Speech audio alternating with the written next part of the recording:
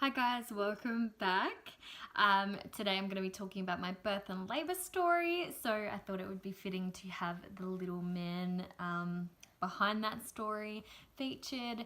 That plus I have tried to record this that many times and I'm either getting interrupted or I'm just rambling too much. So it's easier to just have him with me. He's wearing his pajamas, he's a little grub because he's been sick. So he's super snotty and clingy and yeah, so he looks disgusting, but we're at home and it's raining today and we don't care.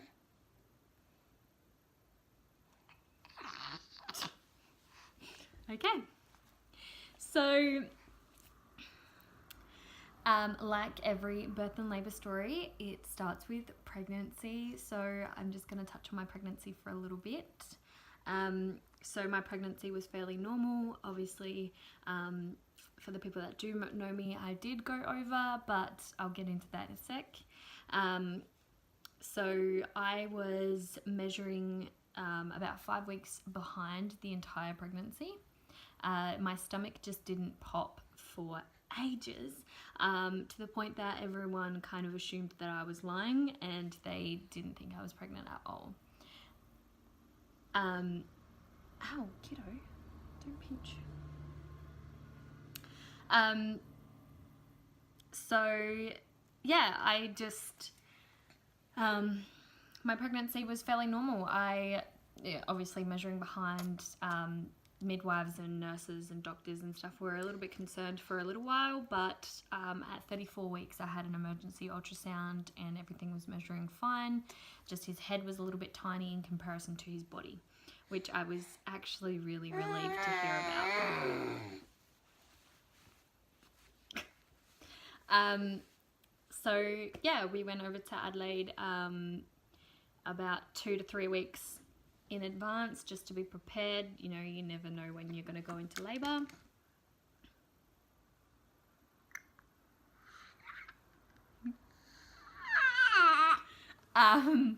So yeah, we were just like a little bit too prepared, and we were just waiting and waiting and waiting and going to doctor's appointments and trying every possible thing that you could Google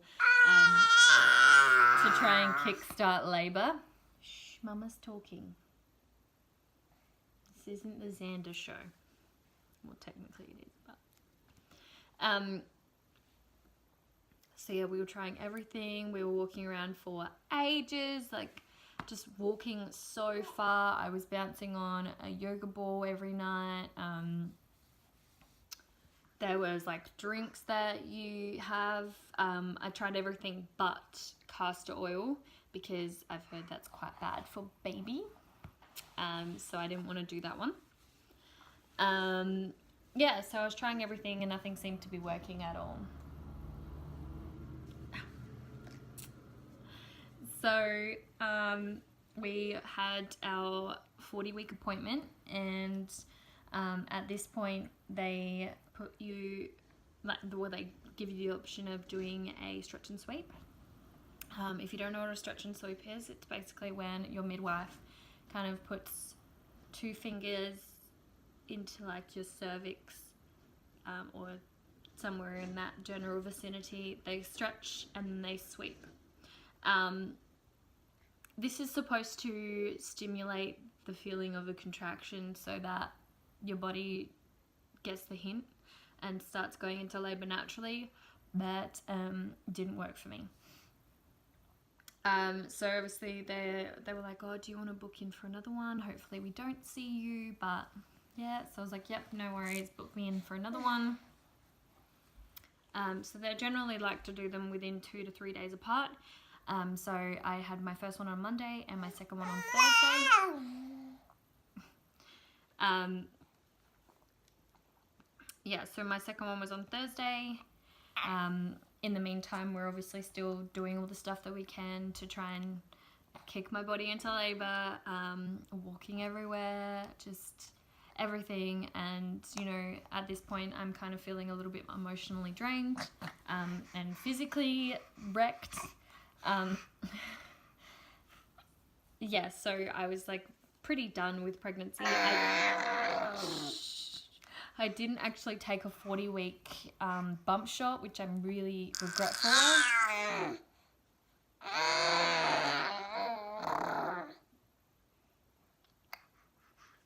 Yeah, it just would have been nice to have that last ever bump shot, not at 38 weeks. But yeah, 38 weeks was the last time I took a bump shot. But at that point I was, a little bit emotionally drained, physically drained, just I was over it. So yeah, I just didn't really feel like I wanted to take a picture of my belly, because that was the reason I was upset. Yeah, so I had another stretch and sweep booked in for the Saturday, and so we went in there, and she said, would you like another stretch and sweep? And we also have to talk about inducing you. And I was like, yeah, I'll get another stretch and sweep, which was booked in for the Tuesday, the 30th of October. And then she's like, okay, we're booking you in for the 1st of November, which is on the Thursday at 4 p.m. To be induced. So Xander wouldn't have been born until the 2nd of November at like 3 or 4 in the morning or something like that. Darling, shh. So it was a little bit disheartening as soon as we started talking about induction. It kind of hurt because I wanted so badly for my body to do it naturally, and I was just so upset that it was getting to that point where I wasn't going to be able to do it all by myself. But at the end of the day, it didn't really matter as long as he was happy and healthy and okay. So yeah, I started accepting the fact that he was going to be induced. And yeah, so Tuesday came and my appointment wasn't until 5:45 at night. So we went for a massive long drive through the hills, just to like kind of enjoy one of our last days together before being a family of 3. Darling. I'm sorry, I can't deal with this kid. So driving through the hills actually was a really great distraction and a great way to kind of forget about being pregnant and forget about the pressure of having a baby naturally. And yeah, I really enjoyed spending some time with Kyle for the last time, literally the last time. We didn't know it was, but it was. But yeah, so we went to this little bakery and stopped in for lunch, and I ordered a potato pie, and it ended up being a Chilean potato pie, and the chili was intense, like the most spiciest thing I had ever had in my life. And honestly, I can handle pretty spicy food, but that was pretty intense. Plus, it was a really hot day, so the last thing on my mind was having something spicy. Like, I just didn't feel like that. So if in a normal situation, I wouldn't have ordered it at all. And yeah, so that, we sat down to eat that, and I took one bite and my mouth was on fire. It was insane. But I was so hungry, I just finished it. And quite literally immediately, as soon as I stood up, I felt like there was a leak coming out of my lady area, I guess. Honey, your bones.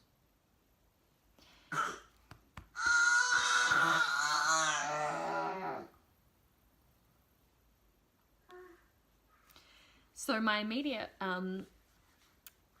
thought was, oh my gosh, I'm peeing myself.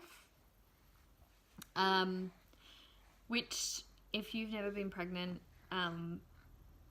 right at the end, there's so much pressure on your bladder that it is quite possible to accidentally pee yourself a little bit. Just saying, it's all of the joys that comes with pregnancy and carrying a giant watermelon on top of your bladder.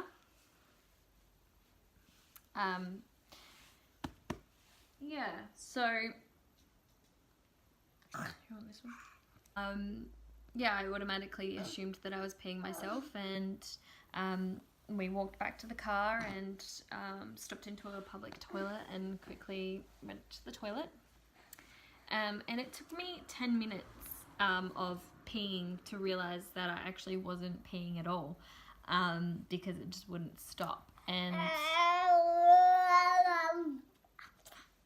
so I went out to the car and I said to Kyle, I'm like, I think my waters are leaking.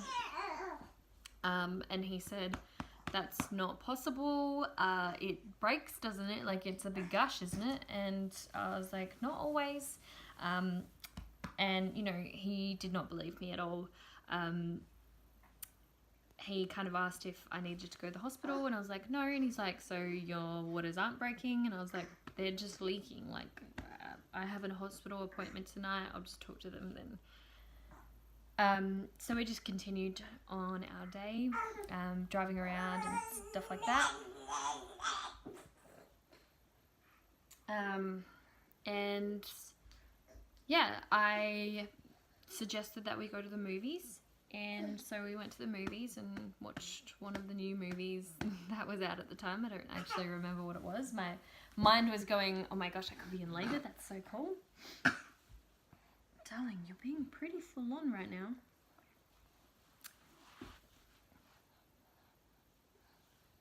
You sit back. And obviously, as soon as I stood up again, it was still continuing.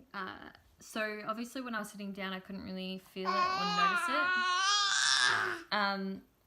You need to be quiet. Mama's talking. He had like a beard hair on him. But yeah, so every time I stood up, it would happen again.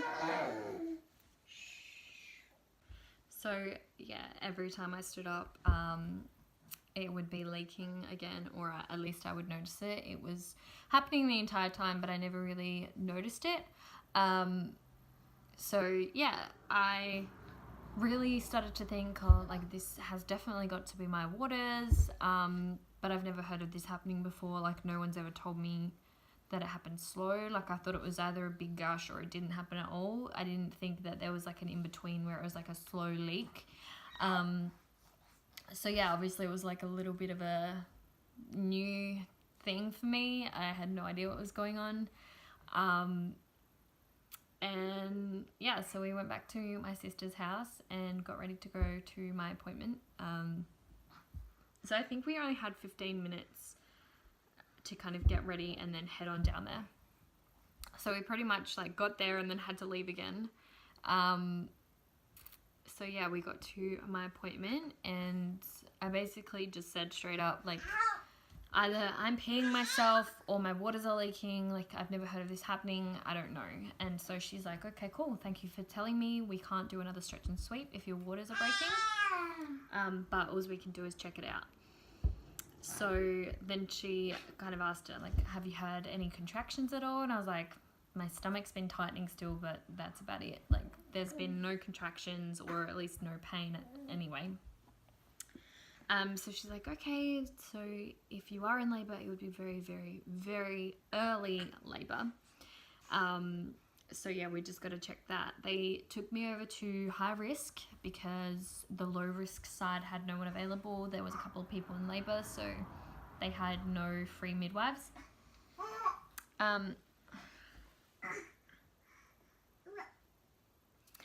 And yeah, so this lady from high risk, she obviously kind of felt quite inconvenienced because she was really rude and she thought that I was literally just going to be peeing myself. So she was quite like abrupt and like, come into this room, lay on that bed, like, are you serious? I've been called in to do this. Are you for real? That was kind of her attitude, and yeah, it just made me feel like really bad, because it wasn't like I asked for an examination. Like, I just wanted to get this baby out. Like, I didn't know what was going on. It was my first baby. I didn't know. So yeah, I kind of just was really quiet when she was around, and then like vented to Kyle when she left. And yeah, after half an hour of testing, and obviously they had the monitors hooked up on my stomach to see if I was contracting or not, and how baby's heart rate was going.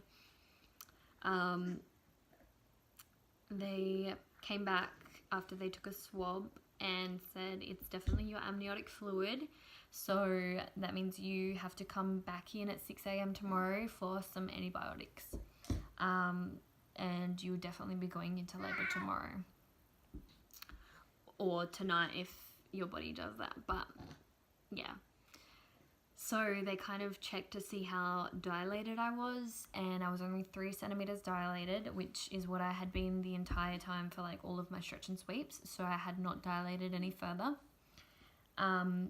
But yeah, so we went home, and we had dinner with the family, and we watched a movie and just chilled out, and then we went to bed. Like, we didn't tell anyone what was going on. We kind of just went to bed and talked about the fact that we were going to be parents the next day. Like, it was just a really surreal conversation to be having. I think a lot of people don't really get the opportunity to know, like, you know, they're going into labor, but it's not happening until tomorrow.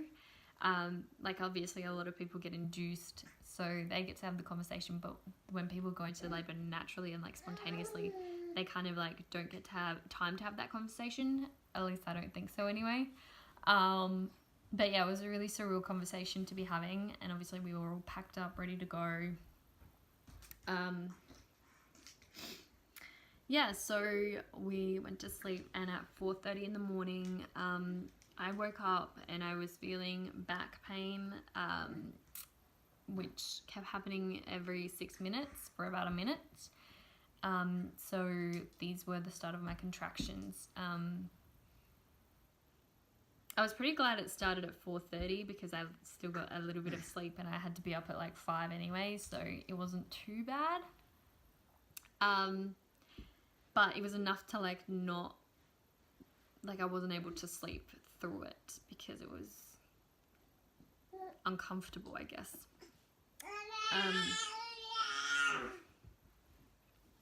So yeah, we got up at 5:15 maybe, and we got all packed up, like just made sure the car was packed, and we had everything we needed for the hospital and for the baby, and we just made sure that we ate some breakfast because we weren't sure if we were going to be able to eat all day, so and we weren't sure how good or bad the hospital food was going to be.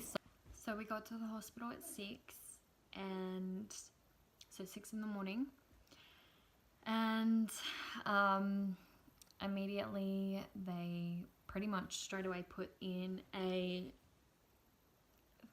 thingo IV of antibiotics for my water breaking, and basically just did all the checks. So checked baby's heart rate, checked my blood pressure, measured my stomach again.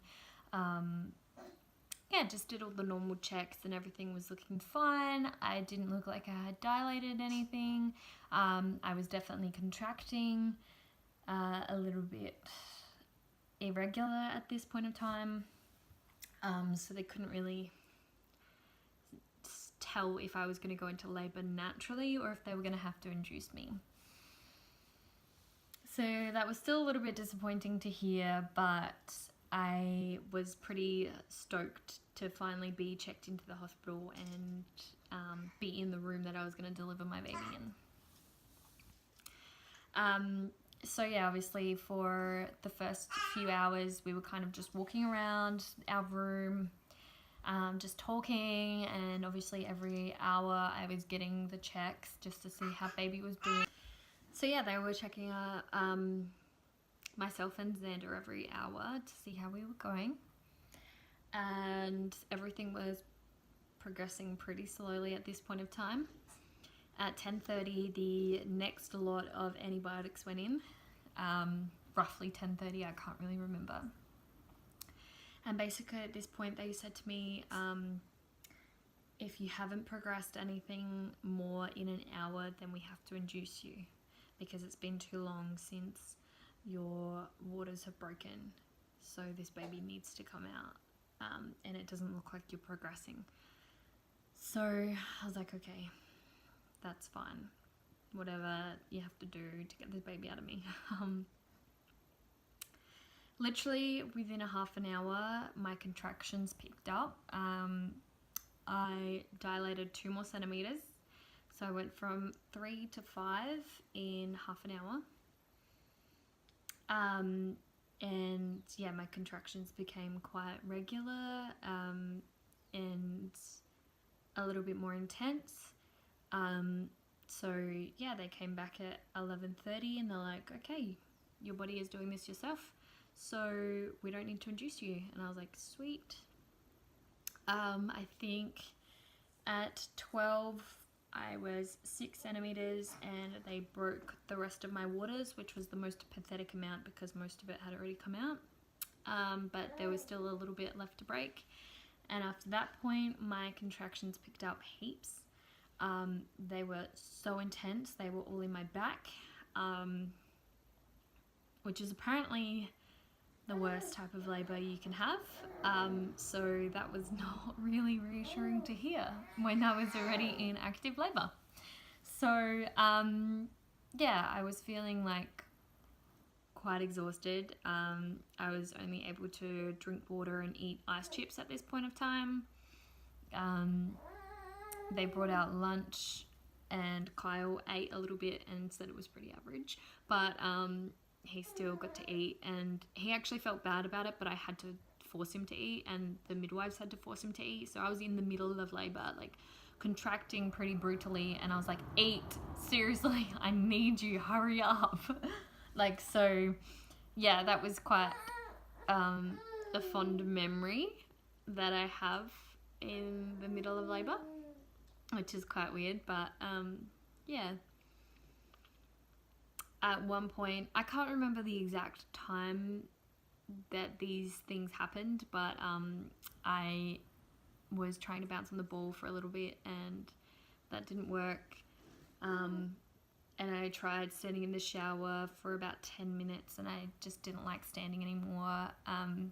Basically, the midwives were constantly telling me that I needed to keep walking around and bouncing on the ball and leaning over the bed and stuff like that, and I just couldn't. The reason they said this was because baby was facing the wrong way. So to have a smooth, nice labour, they like your baby's head to be facing down. Mine was facing to the side, so he was coming out side on, which isn't ideal. It's still possible to deliver a baby like that, but it's not ideal for contractions. They are pretty brutal. So yeah, I was in a lot of pain and they tried giving me gas and air and I didn't like that at all. It made me feel sick, so I told them to take it away from me. I didn't want it. I also, yeah, then they also told me to kneel on the bed and like lean over the bed head. So that's where I ended up being for the rest of my labour. So here comes the juicy bit. At 2:50, they basically came in and said, have you gone to the toilet recently? And I said, I can't remember. I can't remember the last time I had gone. And so they forced me to get up and go to the toilet. And that was probably the most painful time of my life. So I had to get up and go to the toilet, and every time I stood up I contracted really bad, and it was a long process trying to go to the toilet, and yeah, like I said, every time I stood up, I contracted, and so even just getting off of the toilet was a task and a half. So I basically had to just stand up and push through the contraction to keep standing up, and slowly walk over to the sink to wash my hands, and then slowly walk back to the bed and get back into position. It was so painful, but once I got back up there, it was 3 o'clock, and literally as soon as I got back onto the bed, I started pushing. So my body started pushing on its own, and basically, like, I remember one midwife, I didn't actually see who it was, because everyone was behind me, but one midwife was like, "Are you pushing?" And I was like, "Yeah, I can't help it, like I'm pushing." And I was like just kind of screaming and moaning and groaning and stuff like that throughout all contractions, but this one was like, I was actually like pushing, and she could tell that I was like tensing up my body, and she's like, I don't think you're ready to start pushing." And because last time they checked to see how much I was dilated, I was only 6 centimeters, I think, 5 or 6 centimeters, so they couldn't believe that I would have gone from 5 to 10 in like an hour. They couldn't believe that. So they're like, "Nope, you're not ready to push, you need to stop." So they turned me over quickly, and they gave me gas to try and breathe through the contractions. And so I was like closing my legs and trying to stop myself from pushing. So because I was trying to stop, I ended up screaming more, and I was like literally screaming because I was trying to stop myself from pushing, but I couldn't. And so one midwife was like, "You know what, stuff this, I'm gonna check." And she checked, and I was 9 centimeters dilated, and then I started pushing again while she was checking, and then she's like, "Oh my gosh, you're 10 centimeters." So I had pushed myself into 10 centimeters, and it wasn't even like my fault. My body just started doing it naturally. So she was like so shocked that happened. And yeah, so she's like, "Okay, you can start pushing now." So everyone kind of came around, and like I obviously like spread my legs and got up into this position, like with my feet on the bed basically, and started pushing. And then they're like, "Oh, turn her around, put her up over the bed." So they got me back on my knees, and I tried to push, and I was like, "This is not gonna work, this is not gonna work." So there was an older lady in there, and she's like, "No, turn her around, let her do her own thing." And so I laid back down, and I started pushing. And yeah, so from the moment I started pushing, it was probably about 30 minutes.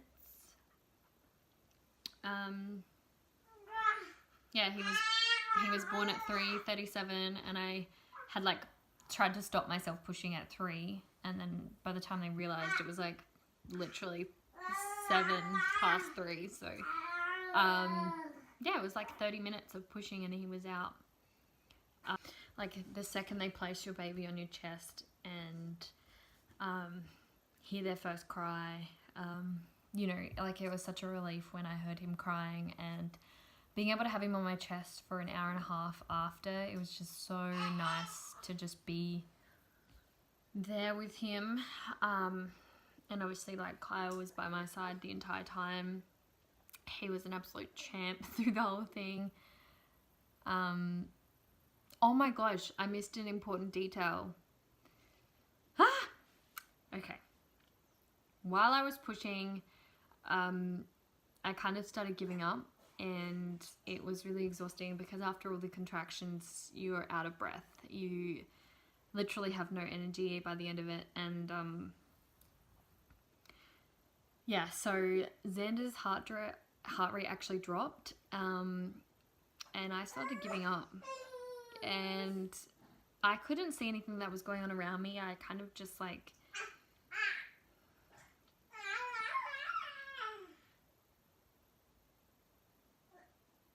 Are you done?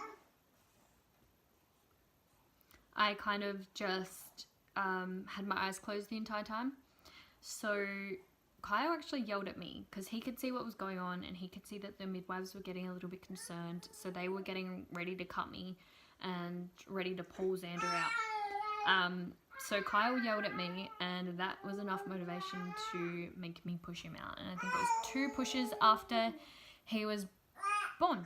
So yeah, after Kyle yelled, it was 2 pushes and Xander was born.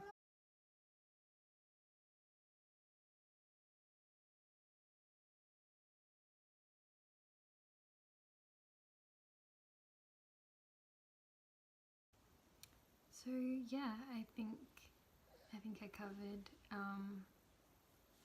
most of it. It's really hard to kind of remember every detail, 6 months later. It's still pretty fresh, but it's hard to remember every single detail, especially when you have a baby that is quite demanding of your time and energy. But yeah, I hope that you liked this vlog. It was probably messy. It's really hard to kind of explain when you're not there. So next time around I will definitely be filming my birth and labour. Obviously not including, I won't be showing really personal stuff, but yeah, I definitely hope to one day see it from Kyle's point of view, because it is such a surreal experience and he was traumatized, and I was ready to do it again, so that's pretty insane. But yeah, thank you for watching, and I'll see you in my next video.